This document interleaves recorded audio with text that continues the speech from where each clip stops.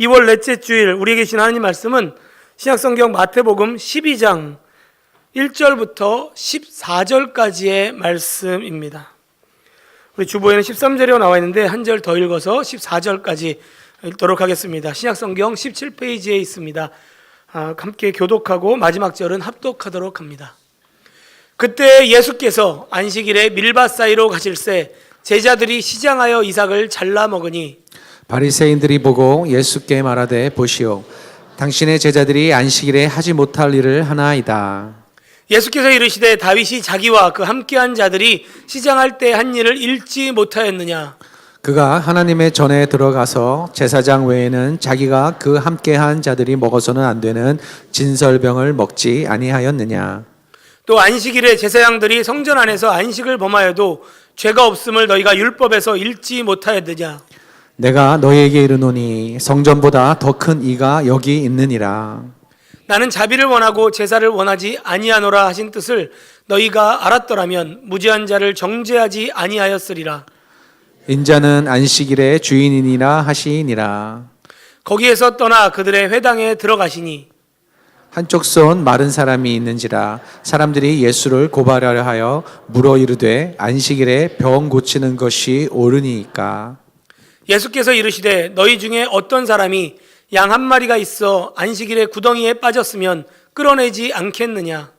사람이 양보다 더 얼마나 더 귀하냐. 그러므로 안식일에 선을 행하는 것이 옳으니라 하시고 이에 그 사람에게 이르시되 손을 내밀라 하시니 그가 내밀매 다른 손과 같이 회복되어 성하더라. 바리새인들이 나가서 어떻게 하여 예수를 죽일까 의논하거늘. 아멘. 예수 그리스도의 제자로 세워지는 그런 은혜가 있기를 원합니다.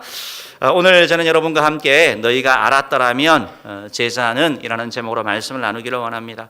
장례를 집례하면서 늘 이런 생각과 또 이런 설교를 하게 됩니다. 인생이 이럴 줄 알았더라면 좀 더 잘 살았을 텐데, 좀 더 나은 삶을 살았을 것인데,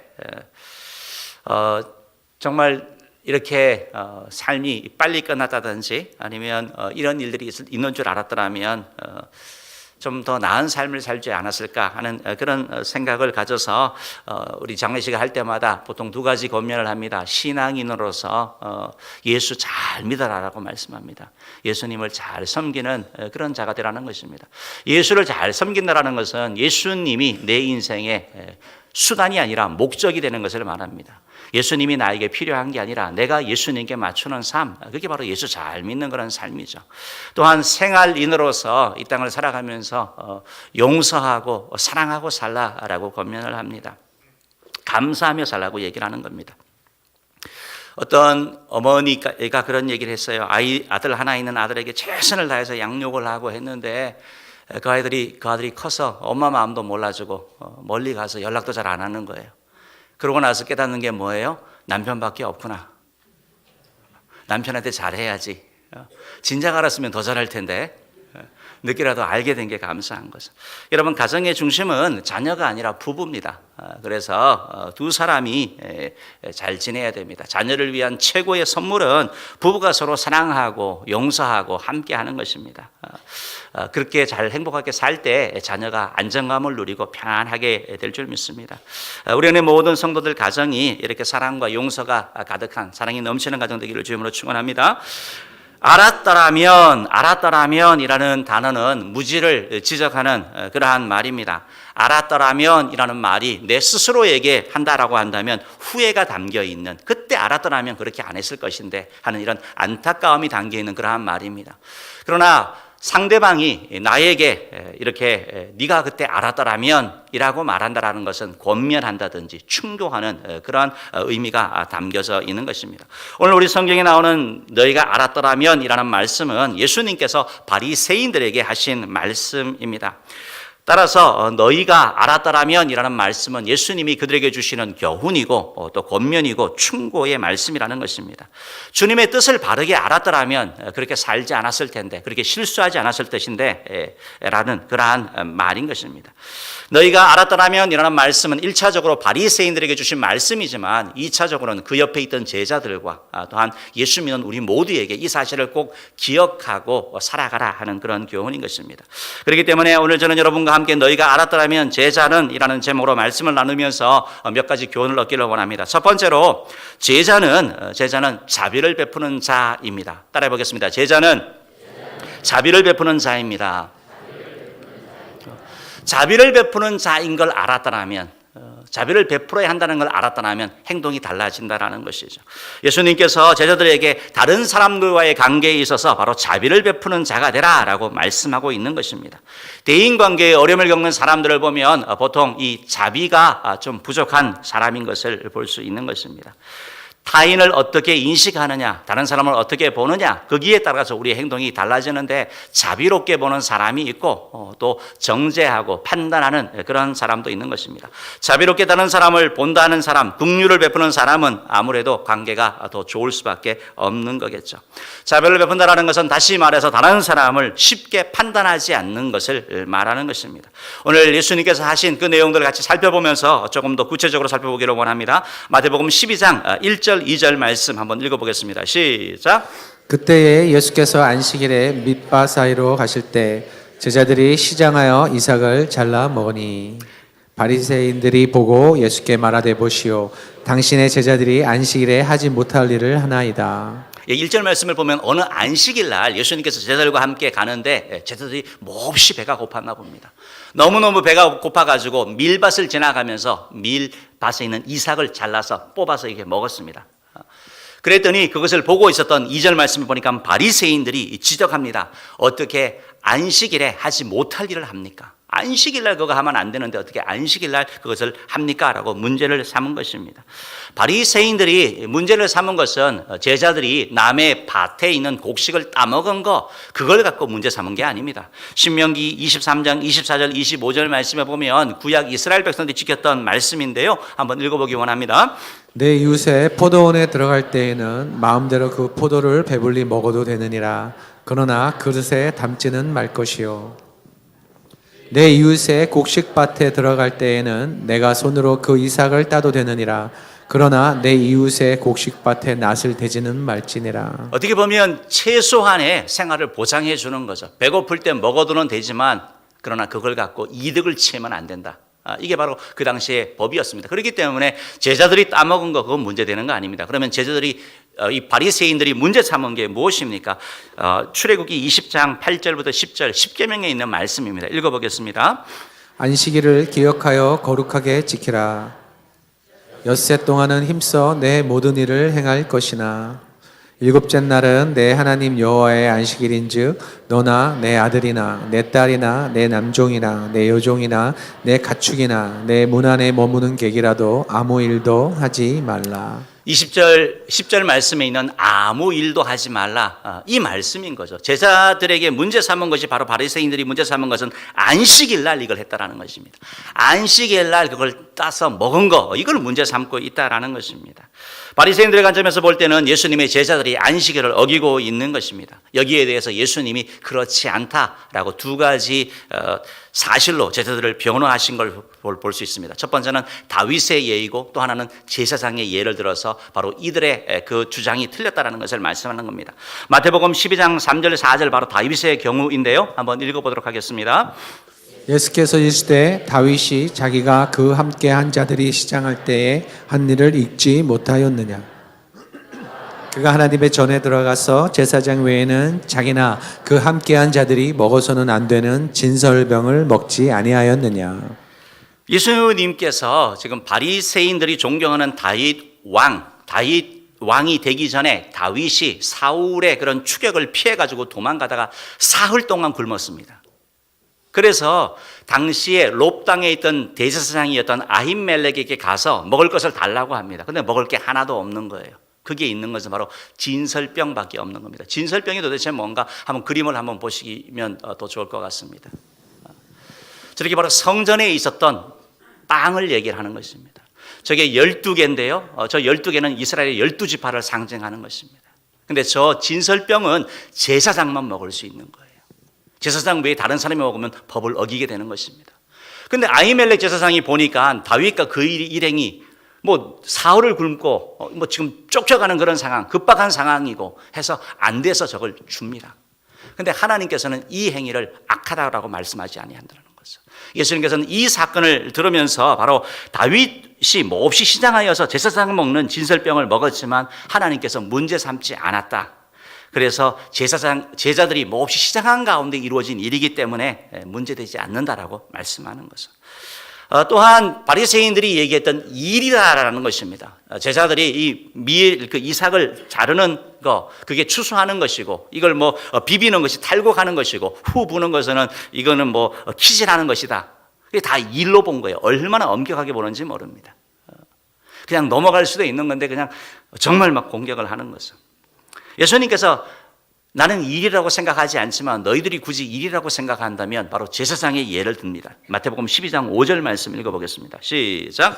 또 안식일에 제사장들이 성전 안에서 안식을 범하여도 죄가 없음을 너희가 율법에서 읽지 못하였느냐. 안식일은 아무 일도 하지 말아야 되는데 제사장들 일하지 않느냐. 안식일은 제사장이 제일 바쁜 날이거든요. 왜냐하면 백성들을 위한 짐승을 잡아야죠. 피를 뿌려야죠. 그다음에 뭐 제사를 드려야 되죠. 또 성전에 있는 그릇을 다 닦아야 되죠. 청소해야 되죠. 이 일들이 다 안식일 가운데 이루어지는 일이라는 거예요. 그러니까 제일 바쁠 때 그렇게 일하지 않느냐. 그런데 하나님은 그걸 일이라고 보지 아니하시고 문제 제기를 하지 아니하신다라고 말씀하고 있는 거죠. 왜냐하면 제사장의 이런 행동은 바로 죄 가운데 고통받는 사람들에게 진정한 안식을 주기 위한 일이기 때문이라는 것입니다. 그래서 예수님께서는 마태복음 12장 6절에서 계속해서 이렇게 말씀합니다. 읽어보겠습니다. 내가 너희에게 이르노니 성전보다 더 큰 이가 여기 있느니라. 제사장이 성전 안에서 하는 일을 일이라고 하지 않는 것처럼 나의 제자들이 성전보다 더 큰 내 안에서 나와 함께 하는 가운데서 일어난 일은 일이 아니다라고 예수님께서 말씀하고 있는 것이죠. 계속해서 예수님께서는 이들에게 너희가 정말 알아야 될 것이 뭔가, 그렇게 철저하게 말씀을 지키는 거 참 좋은데 너희들이 알아야 될 것이 무엇인가를 7절 말씀을 통하여 우리에게 교훈하고 있습니다. 7절 읽어보겠습니다. 나는 자비를 원하고 제사를 원하지 아니하노라 하신 뜻을 너희가 알았더라면 무죄한 자를 정죄하지 아니하였으리라. 너희는 누구를 얘기를 합니까? 바리새인들을 얘기를 하는 거죠. 무죄한 자는 누구를 합니까? 예수님의 제자들을 얘기를 하는 거죠. 그러면서 바리새인들 너희가 제대로 알았더라면 이런 일들을 하지 않았을 거야 라고 말씀하고 있는 겁니다. 여러분, 예수님께서 마태복음 12장 7절 말씀을 통하여 저와 여러분에게 주시는 교훈이 무엇입니까? 우리에게 바로 자비를 베푸는 사람이 되어라, 자비를 행하는 자가 되어라 라고 말씀하고 있는 것입니다.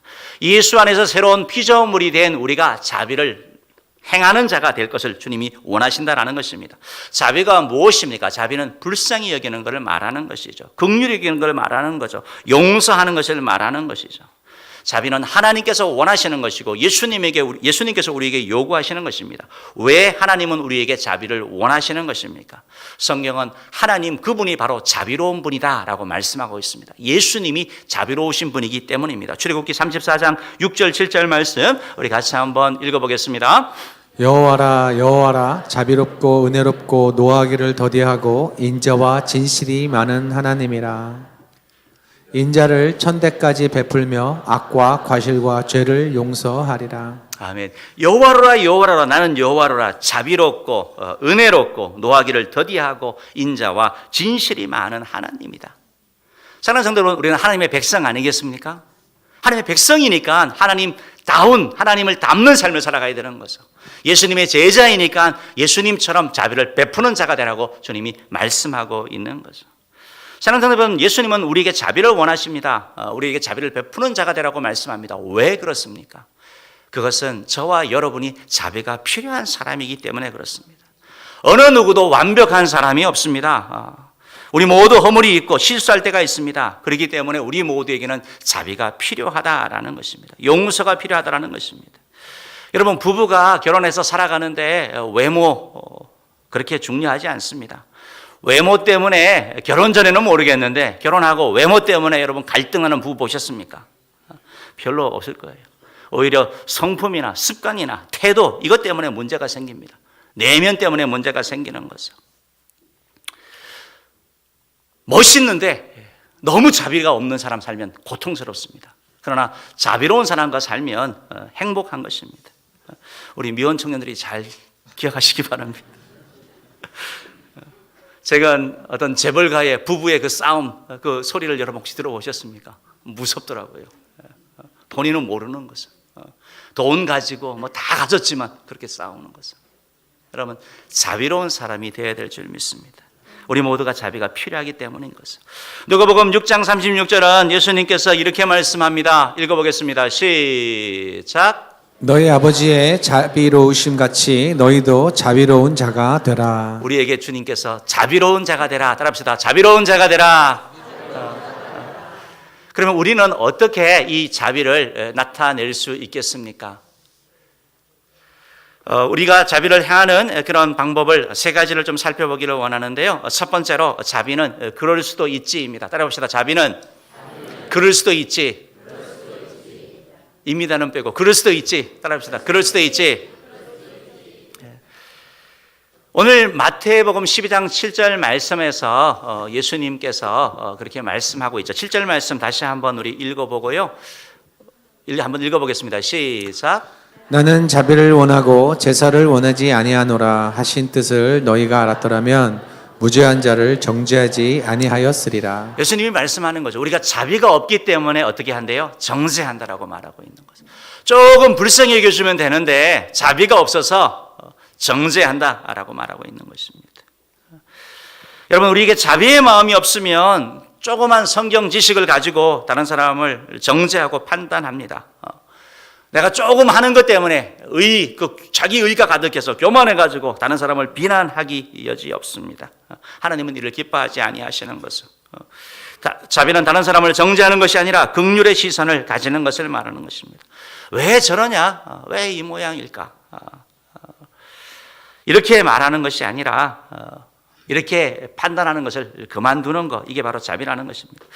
저의 경험인데요. 어느 목회자 모임에 갔습니다. 근데 자그마한 개척교회를 하는 목사님이, 어렵다고 하시는 목사님이 벤츠차를 타고 오신 거예요.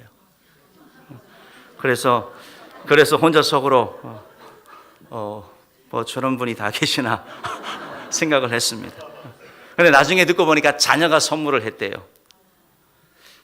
근데 그래도 그건 아니지. 이런 생각이 들더라고요. 그래도 오죽하면 그럴까, 그럴 수도 있지라고 하니까 판단하지 않게 되고 마음이 편안해졌습니다. 근데 보니까 저도 외제차를 타고 있더라고요.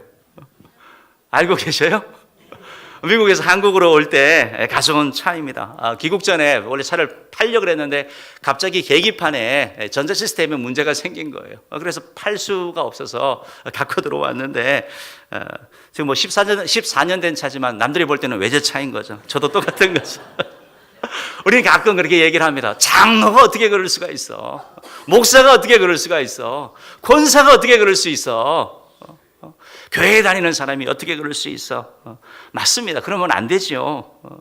그런데 그분들에게도 사연이 있지 않을까요? 사정이 있지 않을까요? 오죽하면 그러게 하겠습니까? 이런 얘기가 있습니다. 지하철에서 아주 아이가 막 심하게 떠들고 있는 거예요. 장난치고 그러는데 아버지가 멍하니 앉아서 아이들을 혼내지도 않고 그냥 가만두는 거예요. 앉아있는 사람이 도저히 견딜 수가 없어가지고 얘기를 합니다. 왜 이렇게 관리를 안 하냐고. 아버지가 얘기하는 거죠. 좀 전에 아이들 엄마 장례식을 치르고 왔다고. 그 말을 딱 들으니까 아이가 막 떠들드는 소리가 전혀 이 신경을 거슬리지 않는 거죠. 시야를 바꿔주는 겁니다. 이게 패러다임 전환을 얘기를 하는 거죠. 우리의 관점을 바꿔주는 거. 그럴 수도 있지. 그럴 수도 있지. 장로님도 그럴 수도 있고 목사님도 그럴 수도 있고 다른 사람도 그럴 수 있지. 이게 바로 자비의 태도라는 것입니다. 특별히 가정에서 이런 일들이 일어나기를 주님으로 축원합니다. 두 번째로 자비는 따라합시다. 내불남노. 이거는 우리가 요즘 뭐 신문을 통해 가지고 내로남불 많이 듣죠. 내가 하는 거는 로맨스고 남들이 하는 건 다 불륜이다, 이런 말입니다. 그런데 우리 자비는 반대입니다. 자비는 반대입니다. 내불남노는 뭡니까? 내가 하는 거는 불륜이고 남이 하는 건 로맨스. 다시 말해서 내 기준이 훨씬 높은 겁니다. 내 자신은 엄격하게 보는 것입니다. 그러나 타인에 대하여는 관대한 것을 말하는 것입니다. 타인에 대하여는 자비한 것. 이게 바로 우리의 자비의 그런 삶이라는 것입니다. 우리가 신앙생활을 타인을 보고 하는 게 아니라 예수님을 보고 하는 게 맞습니다. 그래도 자꾸 사람이 보입니다. 교회 장로님들도 보이고 권사님들도 보이고 장로집사님들도 보이고 목사님들도 보이고 다 보입니다. 그래서 특별히 내불 난모이기 때문에 우리 중직자들, 우리 일꾼들이 스스로에게 엄격할 필요가 있습니다. 우리 자신들을 다른 사람이 아니라 우리 자신들에게 대해서는 좀 더 엄격하게 볼 필요가 있다는 것입니다. 그러나 그렇다고 해서 여러분 자신을 너무 가혹하게 다루지는 마십시오. 너무 여러분을 학대하거나 여러분을 비하하는 거 그거는 맞지 않습니다. 자비는 우리 자신의 기준을 높이고 또 남에 대하여는 조금 낮추는 것을 말하는 것입니다. 한자로 얘기하자면 외유내강으로 이렇게 표현할 수도 있을 것 같습니다. 감사하게도 우리 은혜교회는 신앙의 모델, 삶의 모델이 되는 분들이 많이 계셔서 참 감사합니다. 힘든 가운데, 어려운 가운데 어떻게 저렇게 하실 수 있을까? 참 견뎌나가는 거 보면 참 대단한 분들이 참 많은 걸 감사하게 생각하고 있습니다. 장로님들, 권사님들, 집사님들 그렇게 해나가고 있습니다. 혹시 여러분들 가운데 그렇게 수준이 나는 너무 높아가지고 그분들이 마음에 안 드시는 분들 계시죠? 그분들은 어떻게 하셔야 되죠? 여러분들이 모델이 되시는 것입니다. 여러분들이 더 좋은 장로님의 모델, 더 좋은 권사님의 모델, 더 좋은 성도의 모델, 더 좋은 집사의 그런 모델이 되시기 바랍니다. 바로 그렇게 해나갈 때 여러분 마음에 있는 불평들, 원망들이 사라지고 여러분의 신앙생활 가운데 기쁨이 있을 것입니다. 세 번째로 우리가 자비를 베푼다라고 얘기를 할 때 자비는 한 번 더 하는 것입니다. 따라 봅시다. 한 번 더. 한 번 더. 용서하고 긍휼을 베풀어 줬는데 한 번 더 하는 거, 이게 바로 자비인 것입니다. 한 번 더 기회를 주는 거, 이게 바로 자비라는 것입니다. 구약 성경에 보면 아브라함이 조카 롯이 자기 그 지역을 이렇게 나누면서 자기 걸 챙겨서 소돔 땅으로 갔죠. 소돔으로 가서 그곳에 가서 연락하지 않습니다. 그런데 어느 날 그 롯이 그돌라 오멜 군대에게 사로잡혀 갔다는 소식을 듣게 됩니다. 여러분, 아브라함은 자비의 사람입니다. 긍휼의 사람입니다. 이 소식을 듣고 잘됐다 그런 게 아니라 자기 군대를 이끌고 가서 조카를 구해옵니다. 또한 조카가 사는 그 소돔 땅에 하나님께서 유황불로 벌을 심판을 내리신다. 죄악이 하도 가득해서 심판을 내린다라고 말씀하셨을 때 아브라함이 어떻게 합니까? 하나님께 기도하죠. 하나님, 의인 100명이 있으면 말할 것입니까? 50명이 있으면요? 30명이 있으면 20명, 10명이 있으면요? 여러분, 성경에 아브라함이 기도했다, 제사드렸다는 말은 많지만 이렇게 간절하게 기도한 거 여러분 보셨어요? 아들이 없음에도 불구하고 아브라함은 아들을 문제를 놓고도 이렇게 매달려서 기도하지 않았습니다. 그런데 자기 조카 롯을 위하여 이렇게 간절히 기도하는 걸 봅니다. 이게 바로 자비를 말하는 거죠. 자기에게 행한 삶을 생각할 때, 그 조카 롯의 행동을 생각할 때 이렇게 할 수 없습니다. 자기가 받은 상처를 생각할 때 할 수 없습니다. 그러나 예수님의 사랑으로 하나님의 백성이기 때문에 그것을 실천해야 나가는 것을 볼 수 있는 거죠. 장발장으로 잘 알려진 빅토르 위고의 소설 레미제라블이 있죠. 레미제라블에는 장발장이 너무 배가 고파서 빵 한 조각을 훔쳐가지고 감옥에 살다가 나오지 않습니까? 그리고 다시 주교의 집에 들어가서 잠시 머물면서 거기에서 은촛대를 훔쳐가지고 나왔다가 다시 잡혀오는 그런 내용이죠. 바로 이 장발장에는 두 사람이 바로 등장하죠. 장발장뿐만 아니라 자베르 경감이라는 사람과 미리엘 주교가 등장하죠. 자베르 경감은 죄를 지으면 벌을 받아야 돼. 아주 엄격한 사람입니다. 분명한 사람입니다. 법과 원칙에 충실한 사람이고 그렇게 살아가는 사람입니다. 그러나 미리엘 주교는 본인은 그렇게 살지만 자비를 베풀기 원하는 사람이죠. 얘기합니다. 아이고, 저거 전에 빵 훔쳐가더니 이제 은초대까지 훔쳐가네. 저 가망 없어. 감옥에 집어넣어야 돼. 이것이 일반적일 것입니다. 그러나 미리엘 주교는 한 번 더 기회를 줍니다. 여러분, 장발장이 어떻게 변했습니까? 감옥에 가서 변했습니까? 아닙니다. 바로 이 사랑, 이 주교의 사랑에 감동했고 그래서 그는 새 사람이 되지 않았습니까? 여러분, 이 장발장에 나오는 이 주교와 이 경감을 봤을 때 여러분, 주교는 바로 예수님의 모습이 생각나지 않으세요?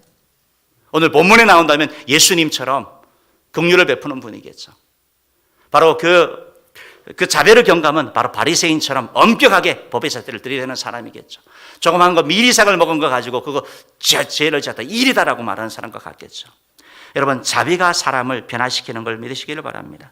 대신방 가운데 오래전에 그런 일입니다. 지금은 현재 셀리더가 되어서 봉사도 많이 하고 여러 가지 섬기는 분이 그런 얘기를 하시더라고요. 과거를 고백하는 겁니다. 어떤 권사님이 당시에는 그분도 집사님이었죠. 자기의 셀 리더였는데 그때 셀 모임할 때마다 불평과 불만 막 이런 얘기들을 막 했대요. 그런데 2년 이상을 아무 말도 하지 않고 그냥 들어주셨대요. 지나고 나니까 너무 고마운 거죠. 그때는 왜 그랬는지 모르는 거죠. 여러분, 긍휼히 여겨주는 거, 한 번 더 기회 주는 거, 자비가 사람을 변화시킨다라는 것입니다. 여러분, 이 말씀을 오해하지 마시기 바랍니다. 예수님께서 나는 제사를 원하는 게 아니라 자비를 원한다는 말씀이 하나님께서 자비만 원하고 제사가 필요 없다, 예배가 필요 없다 이런 말이 아니다라는 것입니다. 여러분, 이 말씀이 누구에게 주신 말씀입니까? 바로 바리새인들에게 주신 말씀입니다.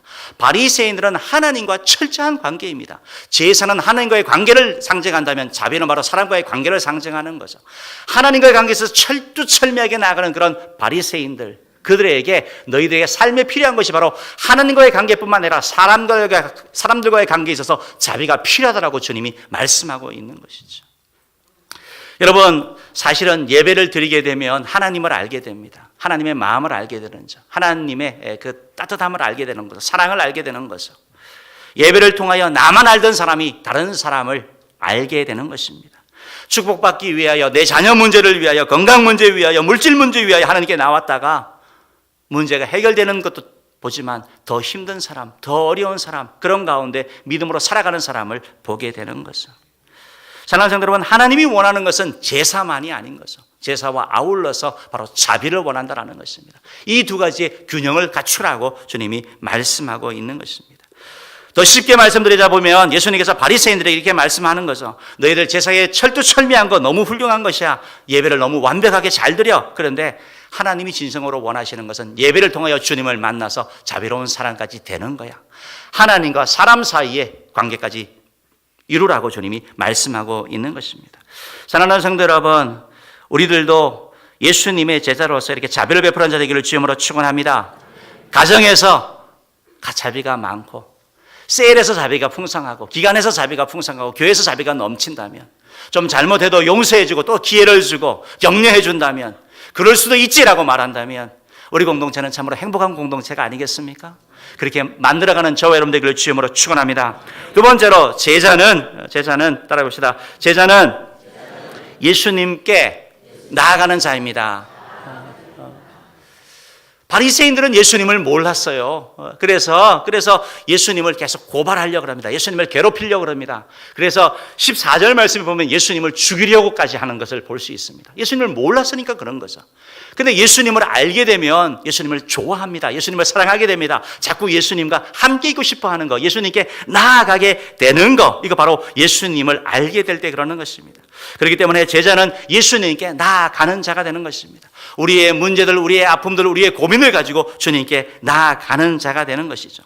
안식일에 대해서 이렇게 명확하게 가르침을 주신 예수님의 가르침을 듣고도 바로 바리새인들 가운데 예수님을 계속해서 공격하는 사람들이 등장합니다. 바리새인들이 예수님께 질문을 합니다. 10절 말씀 한번 읽어보겠습니다. 10절 읽어봅니다. 한쪽 손 마른 사람이 있는지라 사람들이 예수를 고발하려 하여 물어 이르되 안식일에 병 고치는 것이 옳으니까.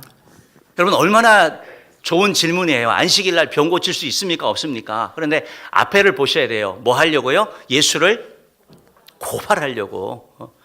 여러분, 질문이 있지만 질문이 아무리 공손한 태도를 가지고 나온다 하더라도 더 중요한 건 의도죠. 의도.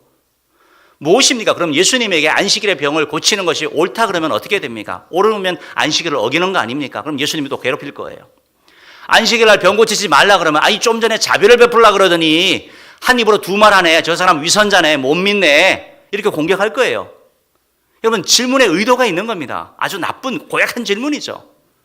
예수님께서 그것을 아시는 거죠. 그래서 예수님이 뭐라고 말씀합니까? 10절 11절 말씀 읽어보겠습니다. 예수께서 이르시되 너희 중에 어떤 사람이 양 한 마리가 있어 안식일에 구덩이에 빠졌으면 끌어내지 않겠느냐. 사람이 양보다 얼마나 더 귀하냐. 그러므로 안식일에 선을 행하는 것이 옳으니라 하시고. 아무리 안식일이라 하더라도 바리새인이든 누구든 자기 양이 구덩이에 빠지면 건져낸다라는 거예요. 진짜 철저한 바리새인이라면 기다려야죠. 안식일 지날 때까지. 근데 양은 건져내요. 내 거니까, 내 소유니까. 그런데 사람에 대해서는 그렇게 하지 않는다는 거죠. 예수님이 말씀하는 거죠. 사람이 양보다 얼마나 더 귀하냐. 사람의 중요성을, 사람 중심의 예수님의 삶을 알 수 있는 것입니다. 그러면서 예수님이 말씀합니다. 안식일에 선을 행하는 것이 옳으니라. 바리새인들은 안식일을 철저하게 지키기 위해서 아무것도 안 해야 된다고 생각했는데, 그러나 예수님께서는 오히려 안식일을 잘 지키는 것, 그건 바로 선을 행하여 주는 것이야. 적극적으로 선을 행하는 것, 생명을 살리는 거라고 말씀하는 것입니다. 여러분, 예수님이 도대체 어떤 분으로 여기서 나타나는 것입니까? 예수님을 알아야 되는 거 아닙니까? 바로 예수님은 한 손 마른 자를 보는 예수님의 태도를 통해서 우리가 예수님을 알 수 있는 것입니다. 한 손이 말랐다는 것은 신경이 죽었다는 거예요. 우리 두 손 갖고 일할 때도 힘들고 그러지 않습니까? 두 손이 꼭 있어야 되는 거죠. 그런데 한 손이 말라서 한 손으로 하는 겁니다. 얼마나 불편하겠습니까? 얼마나 힘들겠습니까? 살아온 과정이 얼마나 고통스럽겠습니까? 그런데 바리새인들은 이 한손 마른 사람의 그런 삶에 대해 관심이 없습니다. 오직 예수님을 공격하는 그런 도구로 사용하는 거죠. 예수님은 그를 불쌍히 여기시는 거죠. 긍휼히 여기시는 거죠. 그리고 뭐라고 말씀합니까? 13절 말씀 한번 읽어보겠습니다. 이에 그 사람에게 이르시되 손을 내밀라 하시니 그가 내밀매 다른 손과 같이 회복되어 성하더라. 아멘. 따라갑시다. 다른 손과 같이 회복되어 성하더라. 이게 바로 우리 예수님이죠. 사람들이 많은 데서 또 안식일을 또 어겼다고 또 여러 가지 공격을 받을 것을 뻔히 아시면서도 그러나 주님께서 이 일을 행하여 주시는 것을 여러분 볼 수 있습니다. 자비하신 예수님은 바로 치료자이십니다. 예수님은 그를 직접 고쳐주십니다. 오늘도 마음이 상한 자를 고쳐주는 분인 줄 믿습니다. 몸이 아픈 자를 고쳐주는 분인 줄 믿습니다. 현대의학으로 고치지 못하는 것도 고치시는 능력자인 것을 믿습니다. 이런 예수님을 잘 표현한 것이 바로 12장 20절 말씀에 보면 우리 예수님이 어떤 분인지 표현하고 있습니다. 읽어보겠습니다. 시작.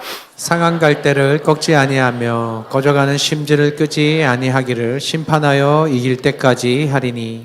상한 갈대, 여러분 갈대 바람에 막 흔들리는 거잖아요. 상한 갈대라는 것은 연약함을 상징하는 거예요. 갈대도 크게 존재감이 없는데 상했어요. 꺾여진 거예요. 근데 예수님은 그 갈대를, 상한 갈대도 꺾지 아니하신다라고 말하고 있는 거예요. 꺼져가는 심지, 소망이 없는 겁니다. 그릇만 나는 거예요. 무가치한 걸 말하는 겁니다. 그럼에도 불구하고 예수님은 그를 끄지 아니하신다. 여러분, 우리가 돈이 있고 힘이 있고 어떤 사회적인 위치가 있고 능력이 있을 때만이 아니고 우리가 다 잃어버려도 병들고 가진 것 없고 사람들이 우리를 싫어하고 어떤 그런 상황이 있다 할지라도 주님은 우리를 어떻게 하신대요? 안아주시는 거죠. 품어주시는 거죠. 그게 바로 우리 예수님, 바로 자비하신 예수님을 말씀하고 있는 겁니다. 이 예수님을 아니까, 어떻게 예수님을 알면, 너희가 알았더라면, 예수님이 그런 분인 걸 알았더라면 주님께 갈 수밖에 없는 거죠. 안 갈 수가 없는 거죠. 사랑하는 성도 여러분, 예수님께서는 바로 이런 상한 갈대와 같고 꺼져가는 심지와 같은 자를 도우러 오셨습니다. 꺼져가는 심지를 끄지 아니하시고 상한 갈대를 꺾지 아니하시는 분이 바로 예수님인 것을 여러분 믿으시기를 바랍니다. 상한 갈대와 꺼져가는 심지와 같았던 한손 마른 사람, 예수님은 그를 불쌍히 여기셔서 그를 치료해 주시고 그를 사용하셨습니다. 상한 갈대와 꺼져가는 심지와 같았던 12제자들, 별 볼 일 없었던 그들을 주님께서 받아주시고 그들을 회복시키시고 그들을 치료하셔서 초대 교회의 지도자로 삼으셨습니다. 교회 공동체의 리더로 삼으셨습니다. 존경받는 신앙의 선배로 세우셨다는 것입니다. 우리가 영상에도 봤지만 우리 대한민국 이제 오늘 3.1절 올해가 100주년이죠. 그때에 기독교가 반 역할하지 않았습니까? 많은 역할들 감당했죠. 그러나 일제 치하가, 일제의 그 고통이 깊어지면서 소망이 없다는 사람들이 많았죠. 그 연약했던 나라, 그 보잘것없던 나라를 하나님이 들어주셔서 세계의 복음을 전하는 나라로, 선교를 감당하는 나라로 하나님이 세운 줄 믿습니다. 사랑하는 성도 여러분, 예수님께 간 한 손 들린 사람, 제자들, 그리고 우리나라를 그렇게 사용하셨던 그 주님이 바로 동일한 하나님인 줄 믿습니다. 저와 여러분의 문제를 해결하실 수 있는 능력 많으신 분인 줄 믿습니다. 우리가 주님 앞에 갈 때, 주님 앞에 매어 달릴 때, 주님 앞에 엎드릴 때, 주님 우리를 도와주실 줄 믿습니다. 바라기는 우리 모두가 정말 주님 앞에, 그 자비하신 주님 앞에 자꾸 나아가서 기도로 나아가고 예배로 나아가고 봉사로 나아가고 전도로 나아가서 하나님께 쓰임받는 정말 이 민족을 살리는 하나님의 미랄 되기를 주의 이름으로 축원합니다. 우리 시간 잠깐 제가 기도하겠습니다. 우리 찬양팀 나오세요. 이제는 우리 구주 예수 그리스도의 은혜와 하나님 아버지의 만극하신 사랑하심과 성령 하나님의 감화 감동 교통인도 위로 축복하신 은혜가 자비하신 주님 앞에 날마다 나가기를 소원하고 자비를 베풀기를 다짐하는 우리의 모든 권속들 위해 지금부터 영원토록 항상 함께 계실지다. 아멘.